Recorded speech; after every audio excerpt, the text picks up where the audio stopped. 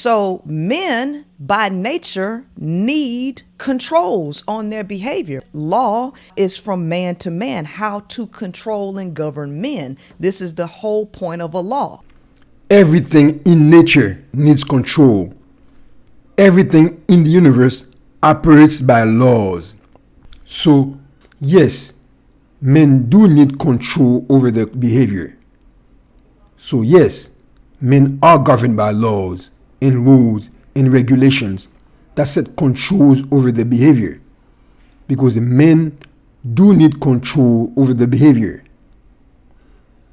But by men, we also mean women as well. Because the same social rules and laws that govern males' behaviors and interactions also govern females' behaviors and interactions with each other. Such rules as thou shalt not steal, thou shalt not kill, thou shalt not bear false witness against thy neighbor, govern both men and women.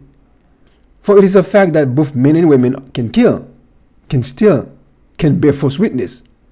So both men and women must regulate their behaviors and impulses by laws and rules. So both men and women need control over their behaviors and impulses.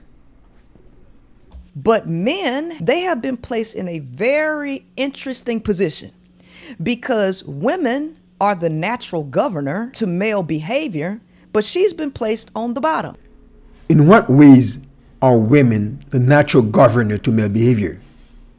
She said earlier that law is from man to man. And the purpose of law is and how to control and govern men. This is the whole point of a law. So the purpose of a law, according to her, is to regulate and govern behavior.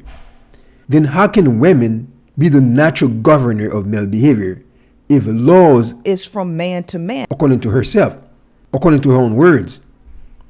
Shouldn't men, therefore, be the natural governor of men if laws come from men? And moreover, if laws come from men, shouldn't men naturally be the natural governors of women?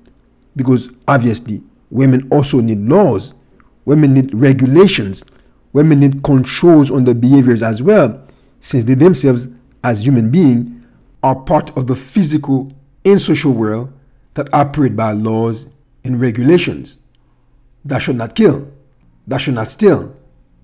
Women still operate by this law also.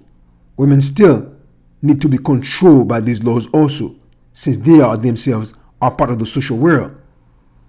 So I'm not really following what she means by that, by her statement that women are the natural governors of men. It looks like she is contradicting herself here, because I don't see the logic here. Rather, since men by nature need controls on their behavior, and men by nature make the laws that set controls on their behavior, therefore, it makes more logical sense that men are the natural governors of women by nature. And she is a natural resource. They have sex with them. Okay, I will agree that women are a natural resources to men sexually. I mean, the woman is a natural being. She lives in nature. She's part of nature as a natural being in nature. So obviously, she's a natural resource to men. I will agree with that. Then also, in the same light that the woman lives in nature and her body, her person is a natural resource to the men, men also are natural sexual resources to women also. Natural emotional resources to women also.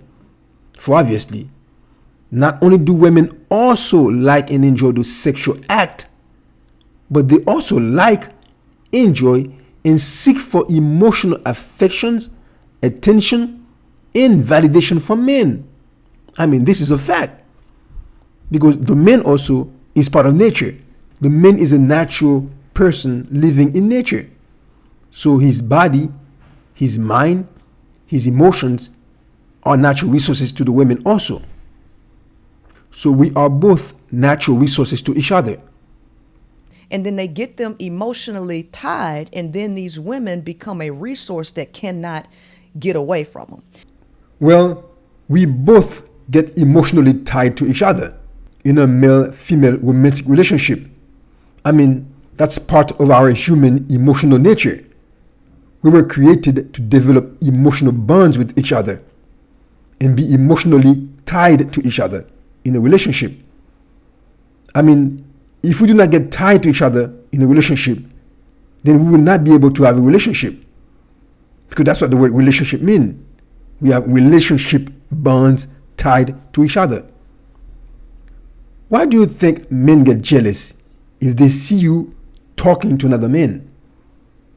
It's because of this invisible emotional tie he has with you, the woman. And that's the same reason you, the woman, get jealous too if you see him talking emotionally to another woman. So we both can have this emotional tie to each other as part of our human nature. So they continue to fuel men at this level, which squelches the male's nature to do better.